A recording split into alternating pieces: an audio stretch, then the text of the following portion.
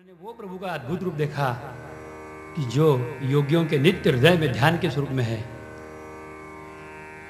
उन्होंने कृष्ण को ही विष्णु के रूप में देख लिया। उनके मन की आशंका टूट गई कि इसके लिए कोई मार सकता है। समझ लिया कि यही प्रभु भगवान परमात्मा है। रथ से उठकर उन्होंने देखा, रथ में देखा तो रथ में भगवान बैठे हुए देखे, हंस रहे थे। चाचा जी नहाना हो गया कि नहीं? उनको लगा कि मेरे मन की कोई वहम होगा। फिर एक बार डुबकी लगाई। जैसे डुबकी लगाई, क्या देखा उन्होंने? हाँ, सशंख चक्रम सकिरीट कुंडलम सपीत वस्त्रम सरसीक्षणम शहार वक्षस्थल कौस्तुभम श्रियम नमामि विष्णु शिरसा चतुर्भुजम। कृष्ण के स्वरूप देखते हैं तो यह शंख चक्र गदा पानी भगवान श्री मुकुंद है। जैसे देख लिया, हृदय में तो निश्चितता हो गई कि कंस ये तो मच्छर के भी छोटा है, अपने आप मरने वाला है। प्रभु पूछे, चाचा जी नहाना हुआ कि नहीं? क्या देख रहे? हंस रहे भगवान। उनको देखते देखते उन्होंने हाथ जोड़े और भगवान के लिए प्रार्थना करने लगे। जगन्नाथ स्वामी नयन पथगामी भवतु मे। जगन्नाथ स्वामी नयन पथगामी भवतु मे। हे जगत के नाथ, मैं आपको देख रहा हूं, मेरे दृष्टि से मैं आपको देख रहा हूं, बड़ा आनंद हो रहा है। फिर एक बार डुबकी लगाई और आपकी बार जैसे ही पानी में गए, उन्होंने देख लिया वही कृष्ण, वही बंसी बजाने वाले प्रभु, वही सब गैया, वही सब ब्रजमंडल, उसके साथ खेल खेलने वाले वही कृष्ण, जो कृष्ण उनके रथ में बैठे हुए। और एक कृष्ण जमुना जी में उन्होंने पानी में देख लिया, अपने आप अनुभव किया। उन्होंने देख लिया, कस्तूरी तिलकम ललाट पटले वक्षस्थले कौस्तुभम नासाग्रे वरमौक्तिकं करतले रेणुकरे कंकणम सर्वांगे हरिचंदनम सुललितम कंठे च मुक्तावली गोपस्त्री परिवेष्टितो विजयते गोपाल चूड़ामणि। गोपाल कृष्ण भगवान की जय।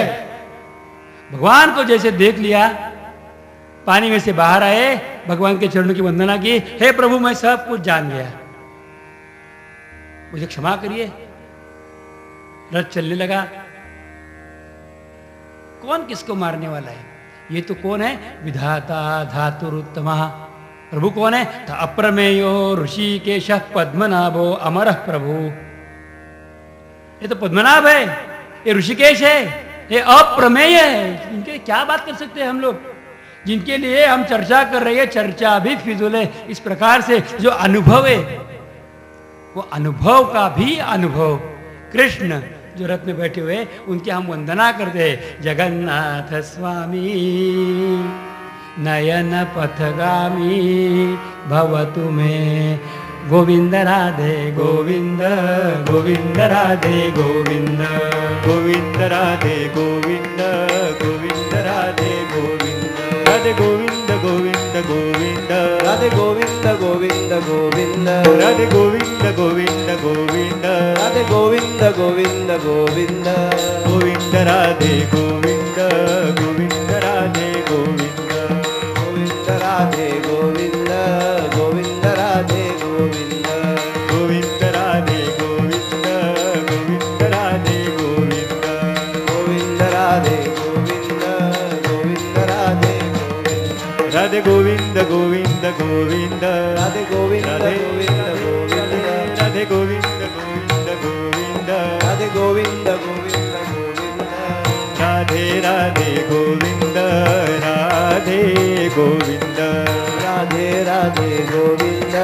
राधे गोविंद, राधे राधे राधे गोविंद, राधे गोविंद, राधे राधे गोविंद, राधे गोविंद, राधे गोविंद, राधे गोविंद, राधे गोविंद, राधे गोविंद, राधे राधे गोविंद, राधे गोविंद,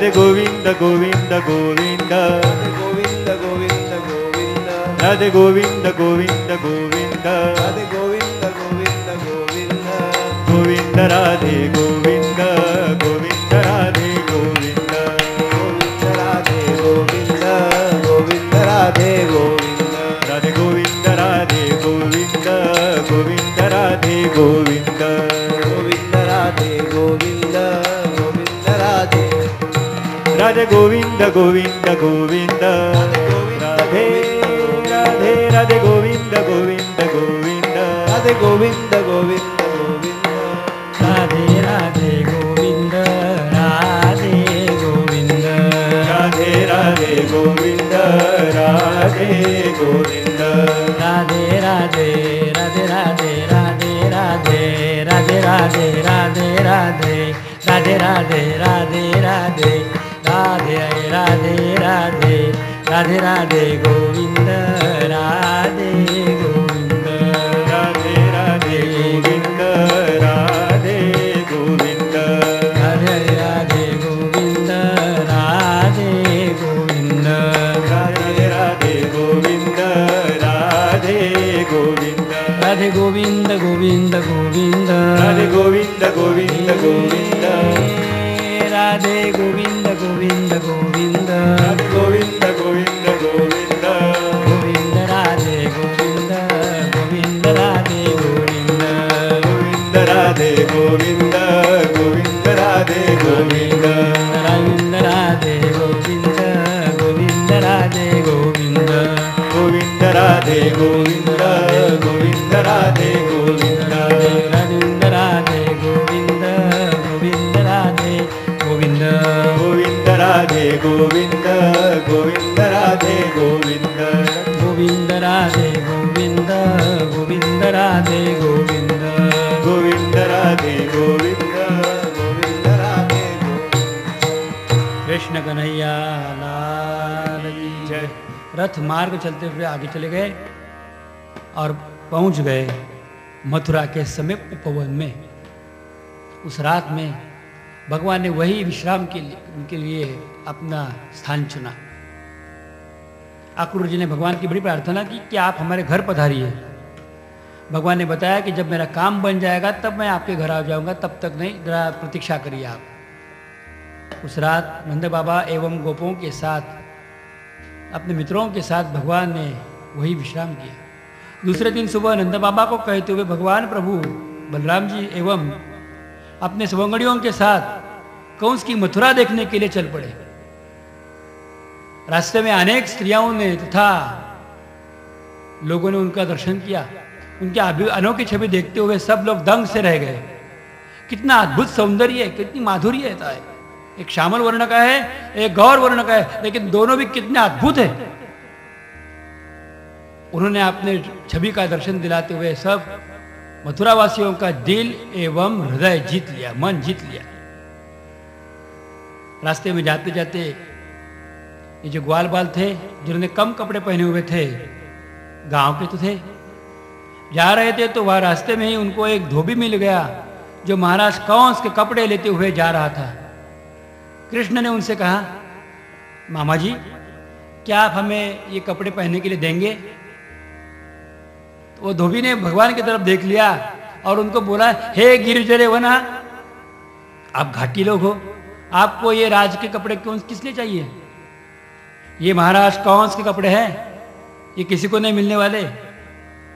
जिन कपड़ों की अपेक्षा आप रखते हो उसके लिए आप लायक हो।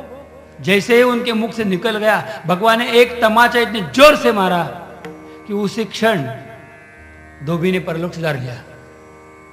जब देख लिया सब लोग घबरा गए। अरे भाई, जिनको हम सौंदर्य संपन्न मान रहे थे, इनकी शक्ति कितनी अफाट है। भगवान ने वो सब ढगले ढगले कपड़े पहने। उनके सब सवंगड़ी जो थे उन्होंने भी ऐसे ही इसी प्रकार से कपड़े पहने, तो वो और मजेदार लगने लगे। चलने को भी नहीं आ रहा था, लेकिन ऐसे ही कैसे जा रहे थे। तब रास्ते में उनको एक दर्जी मिला। दर्जी को उन्होंने पूछा, क्या हमारे लिए आप ये कपड़ों को अच्छी तरह कर दे सकते हैं? दर्जी साहब ने अभी का समाचार सुना था, देखा था।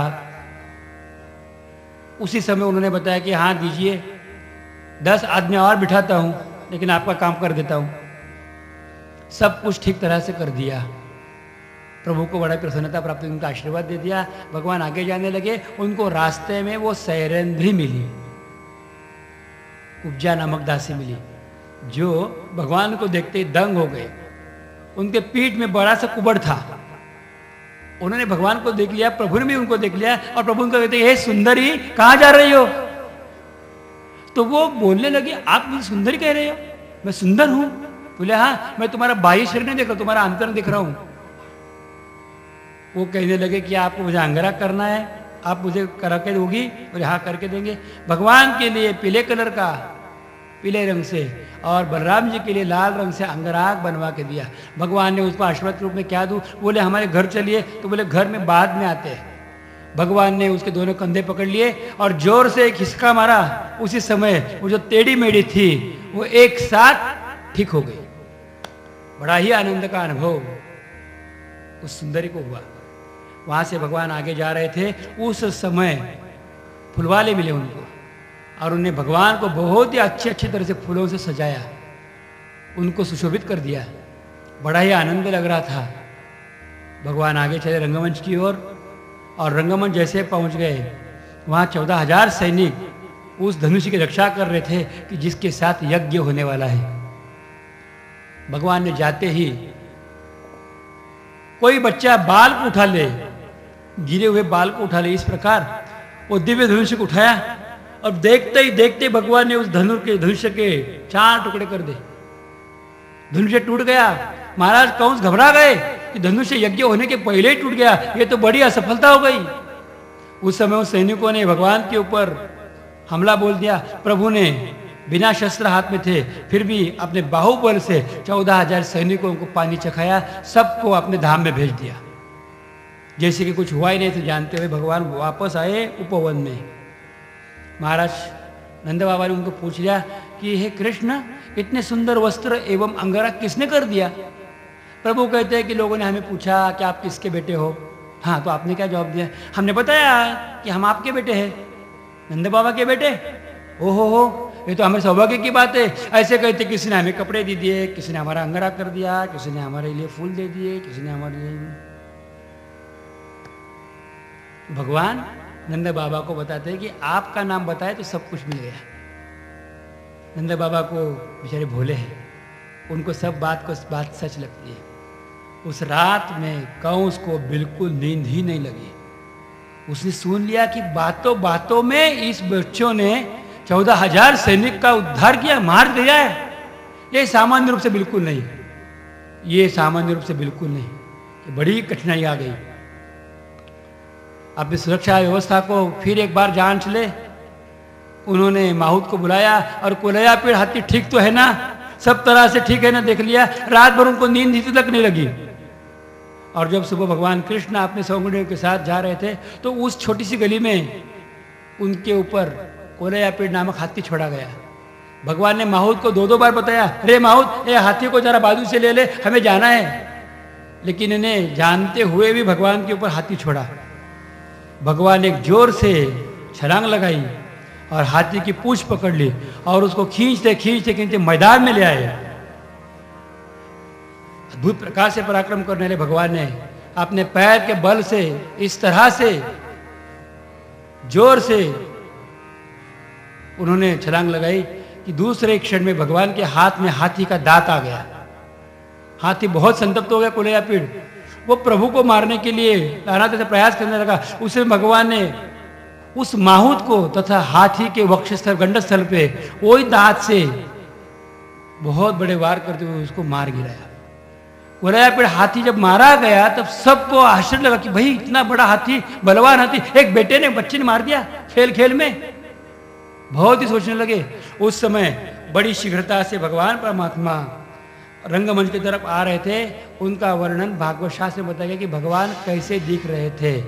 भगवान जब आए तब हर एक ने अपने अपनी दृष्टि से देख लिया। जो मल्ल थे उनको प्रतिमल्ल दिखने लगे, जो भगवान के प्रिय थे उनको अपना वो बेटा या प्रिय लगने लगे।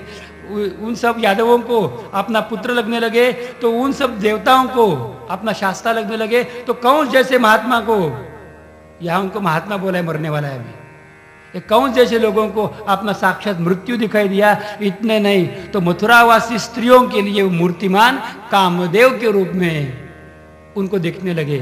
भागवतकार बोलते हैं, सुखदेव महाराज जी बोलते हैं, मल्लानाम निर्नृणाम नरवर स्त्रीणाम स्मरो मूर्तिमान गोपानाम स्वजनो सताम चितिभुजाम शास्ता स्वपित्रो शिशु मृत्युर्भोजपते विराड विदुषाम तत्वं परम योगिनाम वृष्णीनां परदेवतेति विदितो रंगम गतः साग्रजः।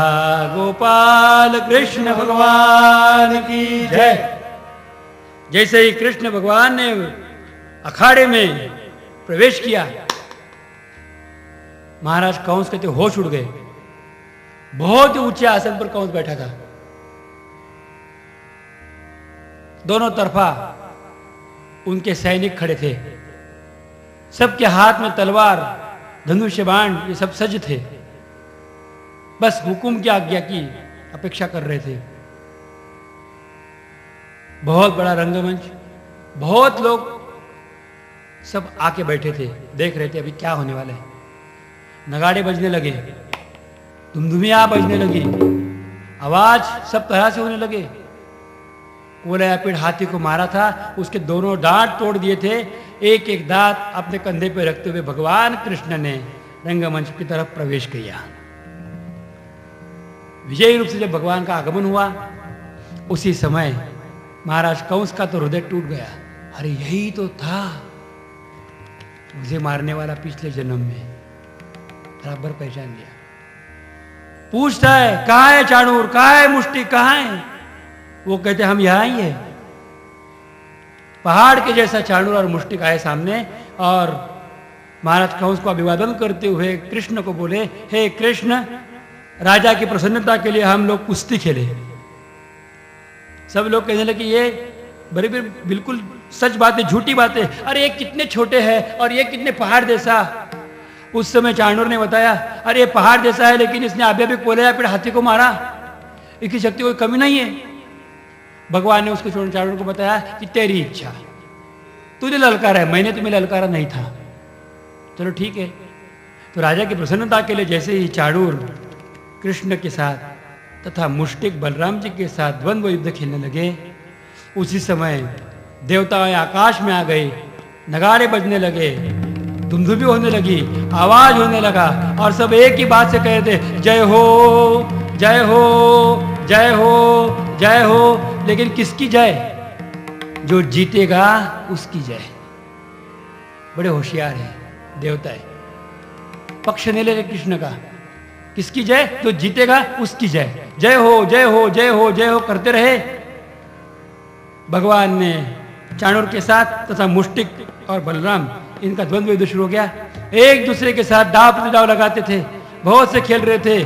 भगवान ने पहले अनेक प्रकार से बताया, अपने आप का खेल दिखाया, सब मजा ले रहे थे।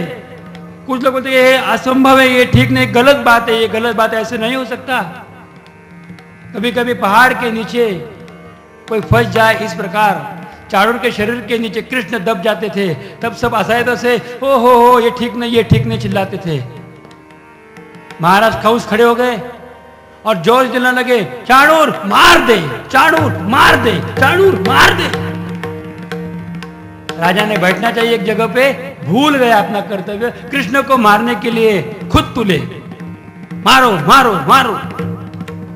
चाणूर बड़ी विग्रता से भगवान के प्रति खेलने लगा।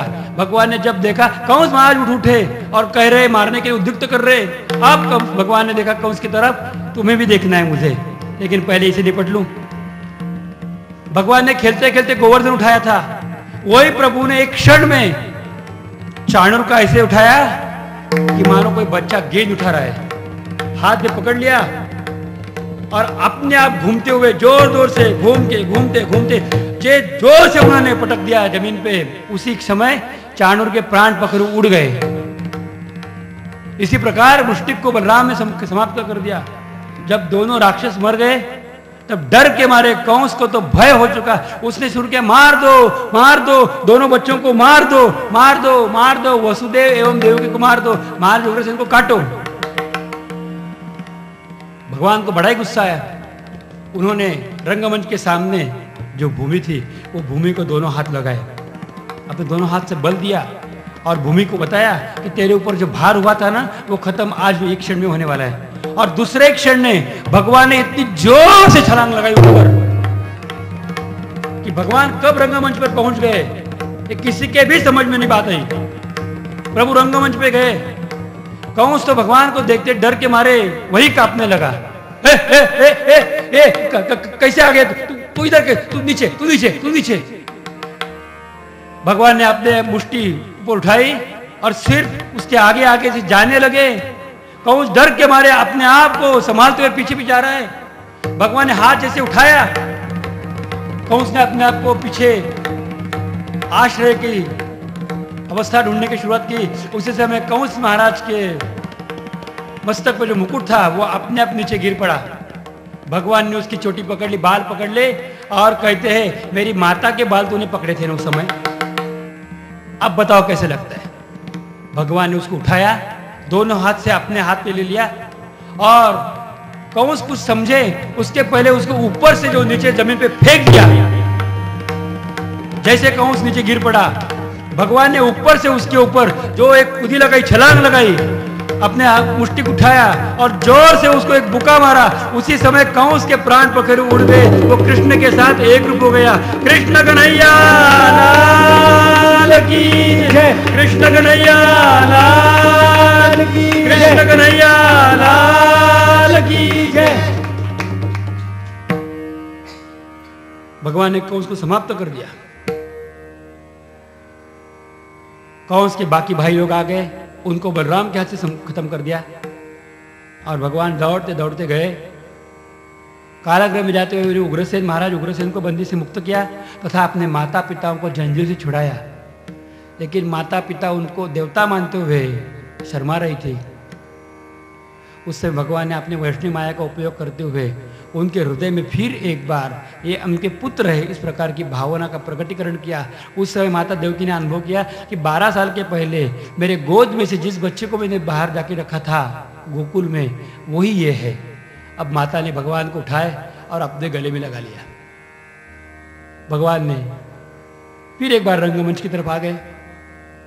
यहाँ तो सब लोग खेल रहे थे, कूद रहे थे, नाच रहे थे और भगवान के लिए सम्मान से गा रहे थे।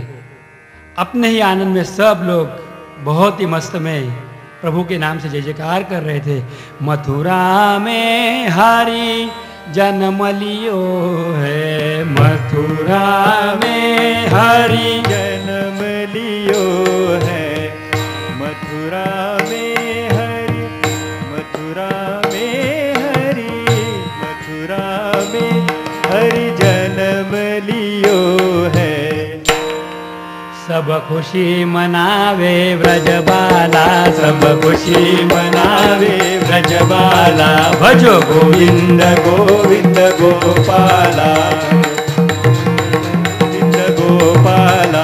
भजो श्याम सुंदर मुरली वाला, भजो श्याम सुंदर मुरली वाला, भजो श्याम सुंदर बांसुरी वाला, भजो श्याम सुंदर बांसुरी वाला।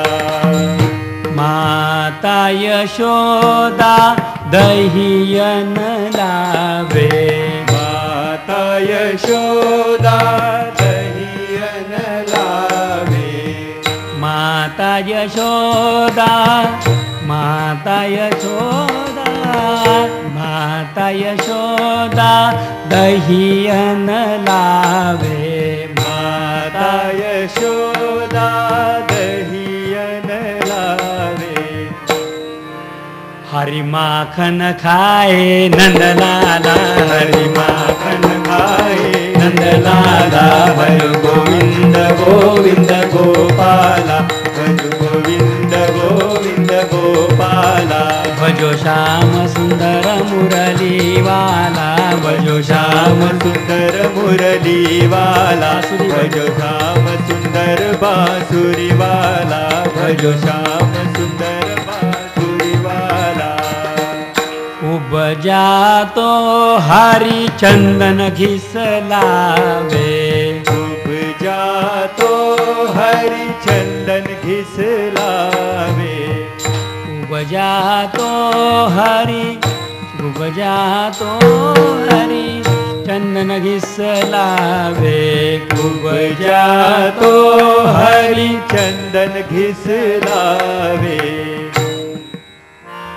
फूलमाल न लावे, फूलमाला फूलमाल न लावे, फूलमाला फूलमाल न लावे, फूलमाला।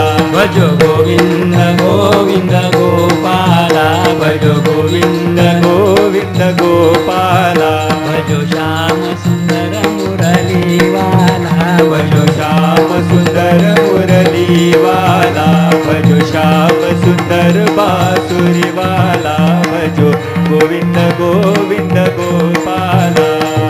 केश पकड़ हरि कंस को पकड़े, केश पकड़ हरि कंस को पकड़े, केश पकड़ हरि कंस को पकड़े, केश पकड़ हरि कंस को पकड़े।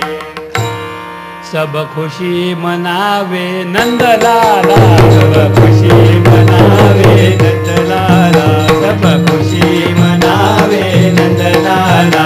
भजो गोविंद गोविंद गोपाला, भजो श्याम सुंदर मुरली वाला, भजो श्याम सुंदर बांसुरी वाला, भजो गोविंद गोविंद गोपाला। कृष्ण कन्हैया लाल की जय। वसुदेवसुतं देवं कंसचाणूरमर्दनं देवकी परमानन्दं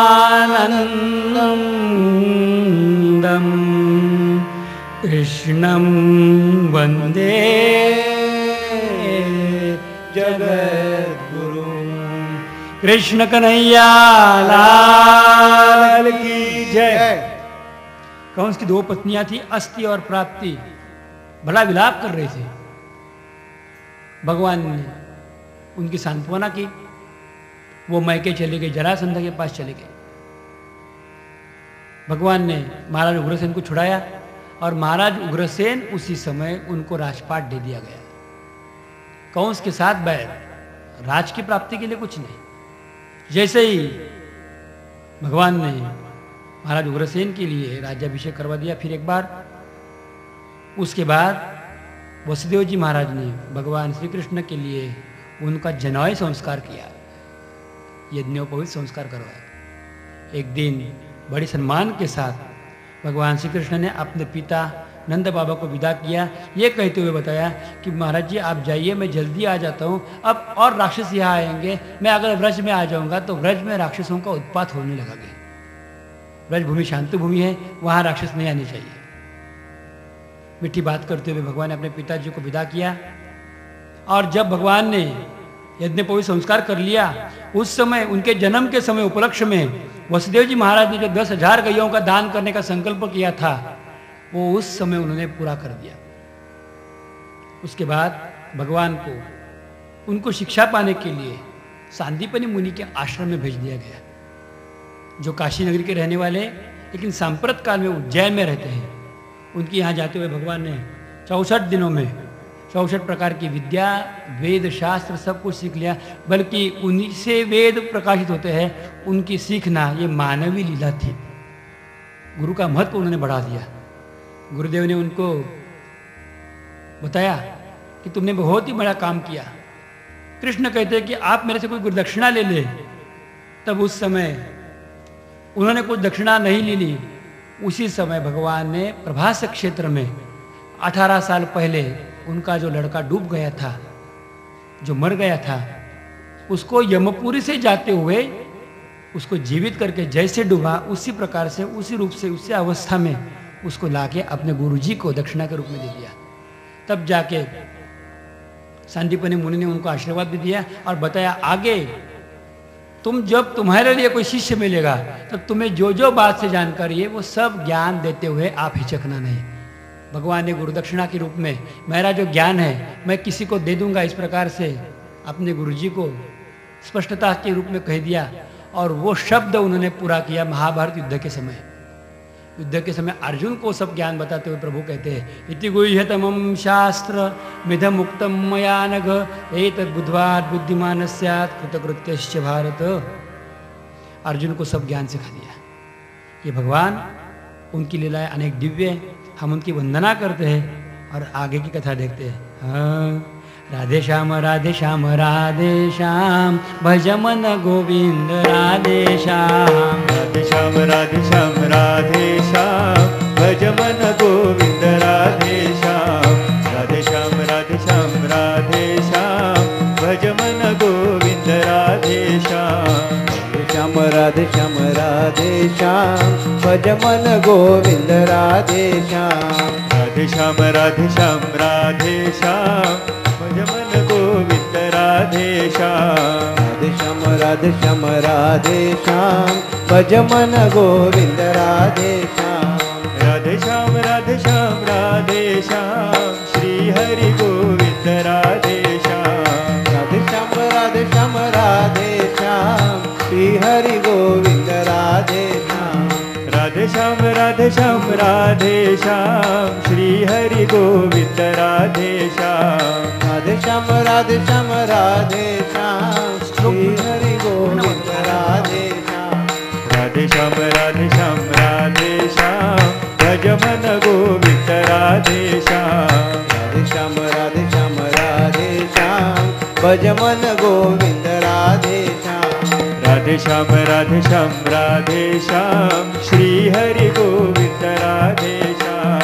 राधे श्याम राधे श्याम राधे श्याम श्री हरि गोविंद राधे श्याम। राधे श्याम राधे श्याम राधे श्याम भज मन गोविंद राधे श्याम। राधे श्याम राधे श्याम राधे श्याम भज मन गोविंद राधे श्याम।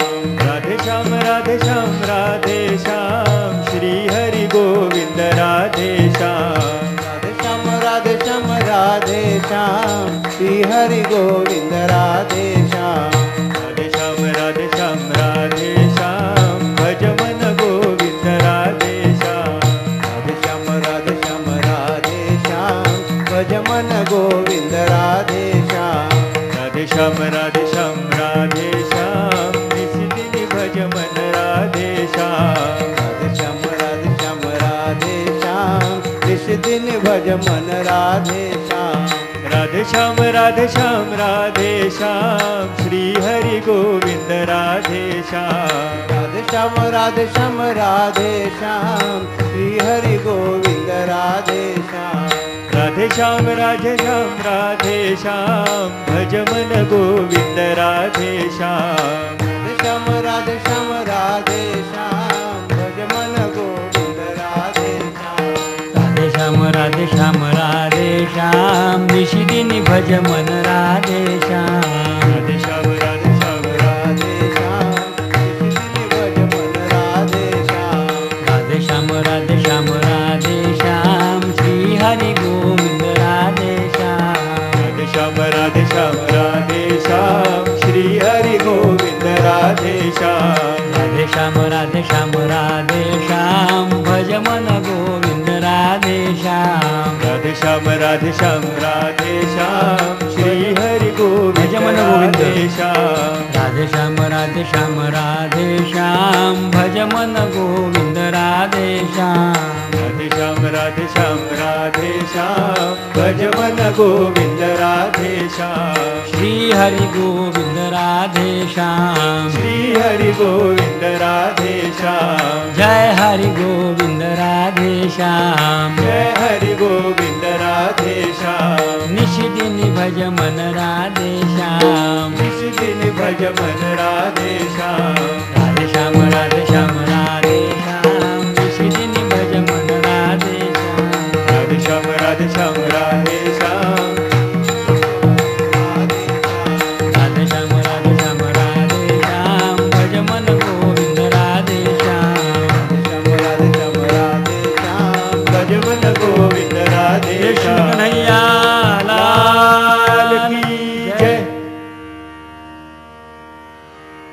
भगवान मथुरा लौटाए। मथुरा लौटाने के बाद उन्होंने राजपाट में, राजकार्य में हिस्सा लेना शुरुआत किया। भगवान को धीरे धीरे धीरे राजकार्य में लेने के लिए महाराज उग्रसेन ने शुरुआत की।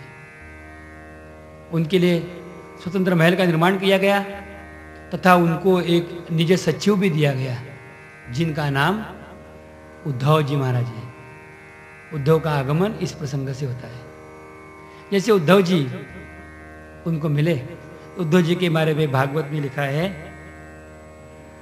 वृष्णीनां प्रवरो मंत्री कृष्णस्य दैतः सखा शिष्यो बृहस्पते साक्षात् उद्धवो बुद्धिसत्तमः। वृष्णि कुल का एक लड़का जो बृहस्पति का शिष्य है, ये उद्धव, वो उनको निजी सचिव के रूप में प्राप्त हुए। बड़ा ही सुंदर लड़का था, बहुत ज्ञानी, बहुत भाग्यशाली, बिल्कुल भगवान के जैसे ही कद का, भगवान जैसे ही दिखने वाला और भगवान की ही शारीरिक उम्र का।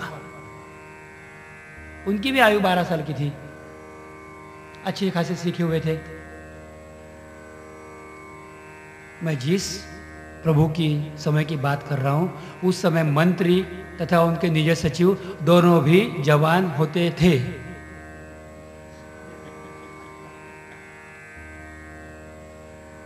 और इनसे ही राजपाट चलाया जाता था। मैं द्वारिका के भगवान की द्वापर युग की बात कर रहा हूं, आज के लिए मैं कुछ नहीं बोल रहा हूं। जैसे प्रभु परमात्मा राजपाट के लिए संभाल रहे थे, काम कर रहे थे, हर दिन शाम को उनके हृदय में बड़ी वेदना होती थी। अपने गोकुल को, अपने व्रज को, अपने गोपियों को याद करते करते उनके हृदय में बड़ी पीड़ा होती थी। एक दिन उनको पूछ लिया उद्धव जी ने कि महाराज, हर दिन शाम होने के बाद आपको व्याकुलता होती, क्यों? भगवान ने बताया कि मुझे गोपियों की, मेरे मित्रों की, मेरे व्रज की, मेरे जन्मभूमि की याद आती है। उस समय कहने लगे उद्धव जी महाराज, अगर आपको इतनी याद आती है तो कुछ दिन के लिए जाके आइए, व्रज होके आइए। प्रभु कहते हैं कि उद्धव तेरा कहना सही है, लेकिन अगर मैं व्रज में चला गया तो वापस नहीं आ सकता, मुझे यहां कोई आने नहीं देगा और मैं भी नहीं आ सकूंगा। अरे उद्धव, ये गोपियां तथा उधर के गोप तथा मेरे सवंगड़ी मित्र एवं मेरी माता, मेरे पिताजी, वो भूमि, वहां के पेड़, वहां के पत्ते, वहां की रज भूमि, रज रज, इतना नहीं तो वहां की गौवे, बछड़े मुझसे इतने प्यार करती है कि इसके लिए मेरे लिए कोई भी शब्द नहीं है, उनके लिए मैं कुछ भी नहीं कह सकता। तो मैं क्या बताऊं, मैं यहां कैसे निकल आया। वो गोपिका जो है वो मेरे लिए किस प्रकार से है, क्या बताऊं आपको। प्रभु कहते हैं गोपियों की अवस्था किस प्रकार से, ता मन मनस्का, ता मन मनस्का, मेरे लिए एक रूप, मत प्राणा, मेरे लिए अपना प्राण त्याग करने वाले, मदर्थे त्यक्त दैहिका, सब कुछ छोड़ने के लिए तैयार, मामेव दयितं प्रेष्ठ मात्मानं मनसा गताः, ये त्यक्तलोक धर्माश्च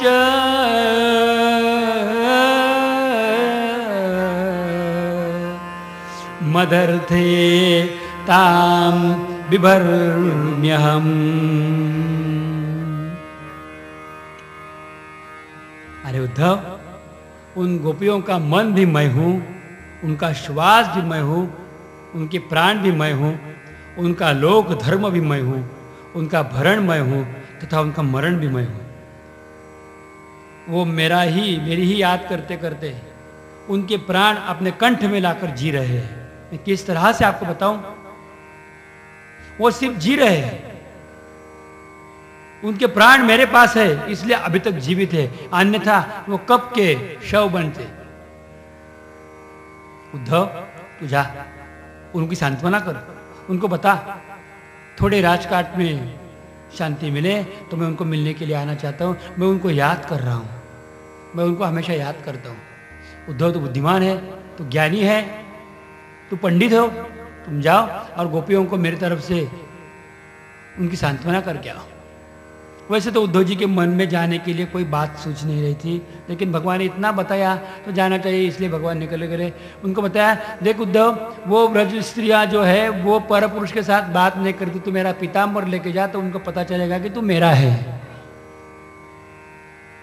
ठीक है, वही सोने का रथ ले जा, वही सोने का रथ, वही पीताम्बर पहनते हुए जब ब्रज भूमि में उद्धव जी महाराज आ गए, उन्होंने भी वो चरण चिन्ह देखे थे, जो चरण चिन्ह देखने के बाद अक्रूर जी ने वंदना की थी। लेकिन उद्धव जी के मन में विचार आया कि क्या कृष्ण यहां बिना जूते पहनते चलते थे क्या? ब्रजवासी लोगों ने कृष्ण मथुरा में जाने के बाद भी एक भी उनका चिन्ह मिटा नहीं दिया था, हर चिन्ह का उन्होंने पूजा में उपयोग किया था, हृदय से उपयोग किया था। और ये ज्ञानी पंडित आके बोलने लगे, क्या बात है, उन्होंने जूते नहीं पहने थे? ओह सो सैड, नहीं होंगे उनके पास जूते, पैसे की कमी होगी, बुद्धि की कमी उद्धव जी की। आए सीधे नंद भवन, नंद भवन जब आ गए, नंद भवन में देख लिया सोने का रथ आया है, सब गोपियां आ गई। अरे शायद फिर वापस तो नहीं आया कृष्ण। लेकिन जब रथ से उद्धव जी निकल पड़े तब पता चला कि मानो रथ तो वही है, कद भी वही है, लेकिन अंतरात्मा कोई दूसरा है, दूसरा ही आ गया, कोई किसी से बात नहीं करते। महाराज नंद ने उनको बुला लिया, बड़े सम्मान के साथ बुलाया तथा उनके आवभगत की, नहाने को पानी दिया, फिर उनके साथ अच्छी तरह से बात की, उनको खाना खिलाया। माता यशोदा पूछ रही थी मेरा लल्ला कैसा है? माता जी बहुत ही आनंद में है। कैसा है? कोई भी याद करता है अपनी माँ को, कभी याद करता है ब्रजभूमि को, कभी याद करता है? उद्धव जी कहता, हाँ माँ आपको बहुत याद करते हैं। तू झूठ बोल रहा है बेटा। अरे माँ की याद बेटा करे और बेटे की याद माँ करे तो समझना चाहिए माँ और बेटा एक दूसरे से जुदा जुदा है, अलग अलग है। माया यशोदा क्या कह रही है? अगर याद आती है तो द्वैत आ गया,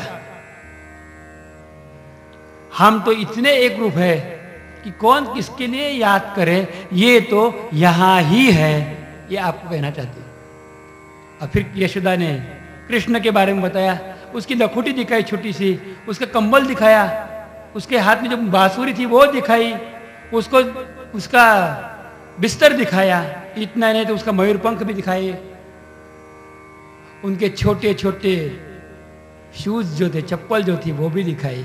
ये पादुका थी, लेकिन कृष्ण परमात्मा होने के कारण इसने पादुका नहीं पहनी। यहां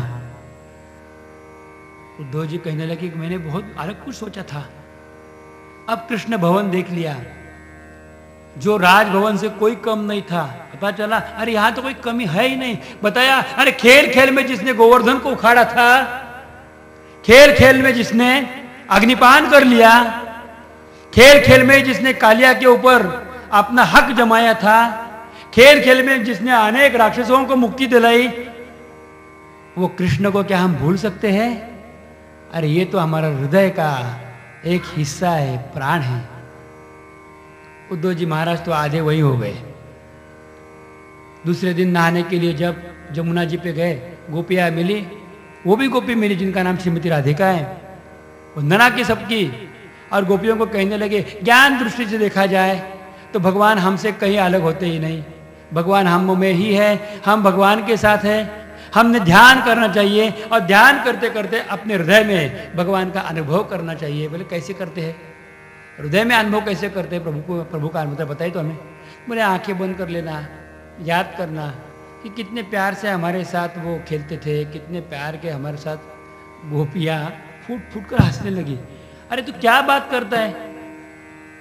मने तो लागे तू ब्राह्मण न छोरो छे, बीजो कहीं न थी। मुझे लगता है आप ब्राह्मण दिखते हो, इतनी बड़ी बड़ी बातें कर रहे हो। वृष्णि कुल से हूं, यादव ही तो हूं, तो वे ऐसी कैसी बात करते? याद करो, ये करो। अरे भाई, आपके पास अगर कोई मंत्र हो तो हमें बताइए कि कृष्ण को भूले कैसे जाए। समझा नहीं मैं? हम लोग उसको भूलने की सोच रहे हैं और तुम हमें याद दिला रहे। आपका गुस्सा सही है, भगवान आपसे भूले नहीं, आपको हमेशा याद करते हैं। ए बस चुप कर, सब बातें ये हमें नहीं चाहिए। अरे हमें बताओ कि कृष्ण को कैसे भूला जाता है। तू कहता है कि आंखें बंद कर, आंखें बंद करने से अगर कृष्ण दिखता है तो आंखें खोलने के बाद क्या दिखता है? संसार। जिसकी आंखें खुल जाए और उसको संसार को देखे, वो कृष्ण भक्ति के लिए कतई लायक नहीं। किस प्रकार की बात करें? आंखें बंद करने के बाद अगर ठाकुर जी दिखे तो कौन कहते हैं ठाकुर जी का भक्त है? जहां तहां भगवान दिखने चाहिए। बताया मैं समझा नहीं? समझाते अभी। आई उनका हाथ पकड़ लिया और राधा जी ने जैसे उनका हाथ पकड़ लिया, बोले देख सामने झूला दिखता है ना, झूल रहा है झूला। अब बताओ इस झूले पे कौन बैठा है? बस स्पर्श किया और अनुभव करा दिया। उन्होंने देख लिया झूले पे राधिका भी है और साथ साथ में कृष्ण भी झूला झूल रहे हैं। अद्भुत। देख जमुना जी की तरफ देख, वहां होली कौन खेल रहा है? कृष्ण ही तो है। कहां कहां देखता है?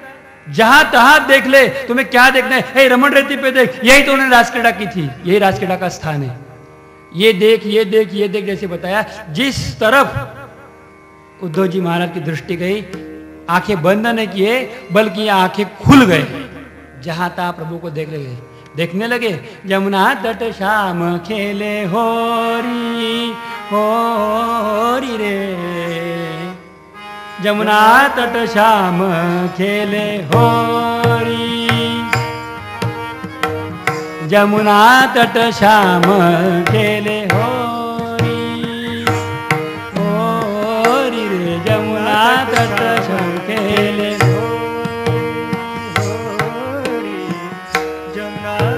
श्याम खेले होरी, यमुना तट श्याम खेले होरी, यमुना तट श्याम खेले होरी, यमुना तट श्याम खेले होरी, यमुना तट श्याम खेले होरी।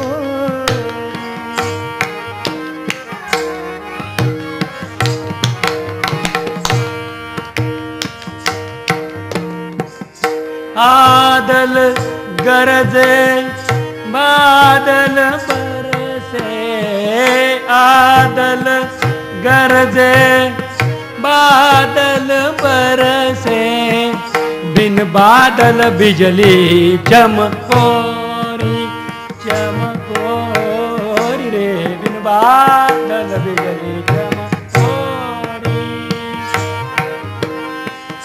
बिन बादल बिजली चमकोरी, यमुना तट यमुना तट श्याम खेले होरी होरी, यमुना तट श्याम खेले होरी, यमुना तट श्याम खेले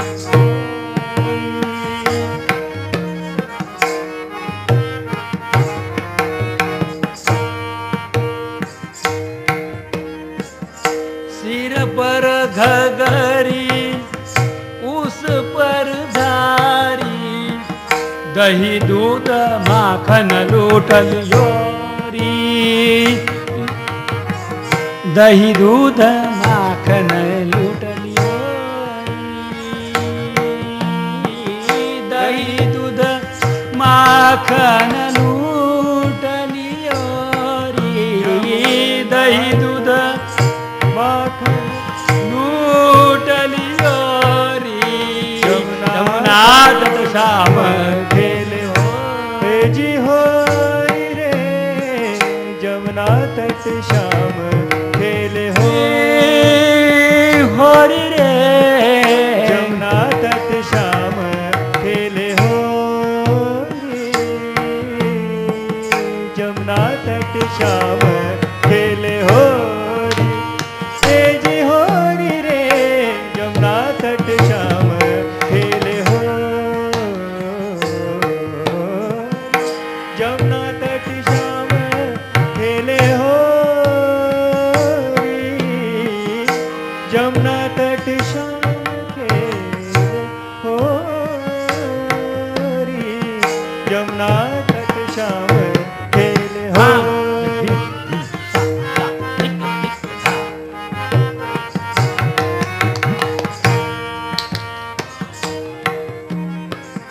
मीरा के प्रभु गिरिधर नागर, मीरा के प्रभु गिरिधर नागर, चरण कमल बलिहारी, बलिहारी रे,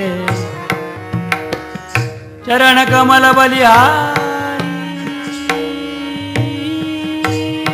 बलिहारी, जमुना तट श्याम खेले होरी, होरी, जमुना तट श्याम खेले होरी, आज होरी रे, जमुना तट श्याम खेले होरी, आज होरी रे, जमुना तट श्याम खेले होरी, होरी, जमुना तट श्याम खेले हो। उद्धव जी महाराज ने देख लिया कि उनके आंखों के सामने आंखें खुलते रहते हुए भी होरी का अनुभव देख रहे हैं। कृष्ण रंग में रंग गए, एक दिन के लिए गए, वहीं रुक गए। गोपियां उनको बताने लगी प्रभु को प्राप्ति का साधन किस तरह से है। अरे कृष्ण हमारा प्राण है, हम जीवित है इसीलिए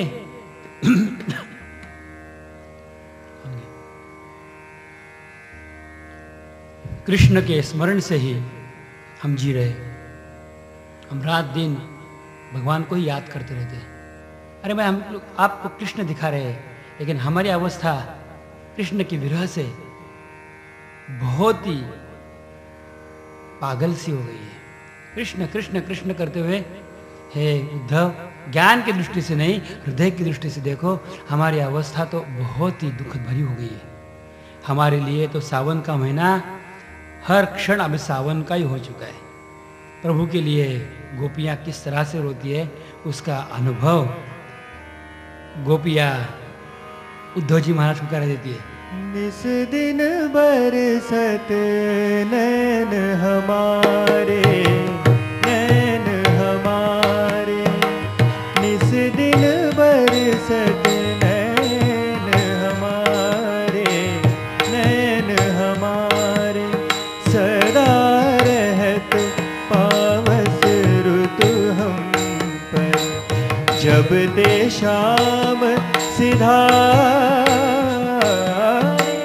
निस दिन बरसत नैन हमारे, नैन हमारे,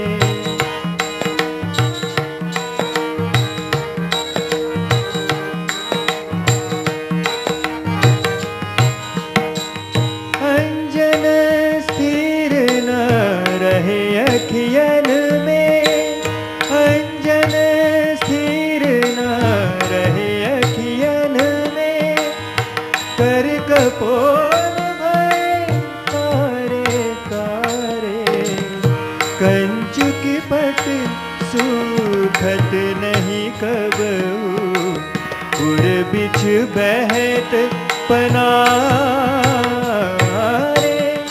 निस दिन बरसत नैन हमारे, नैन हमारे, निस दिन बरसत नैन हमारे, नैन हमारे,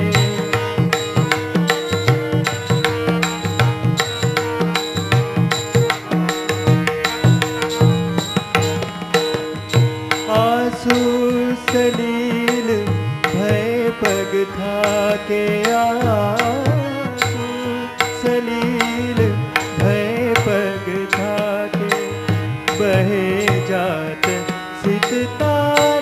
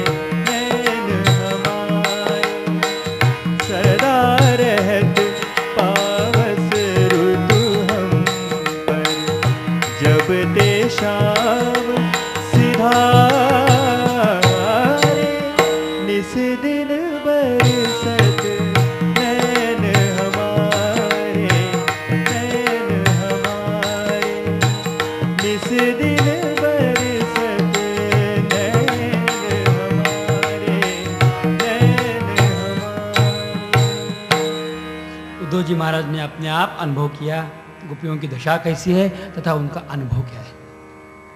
बड़े आनंद लगा।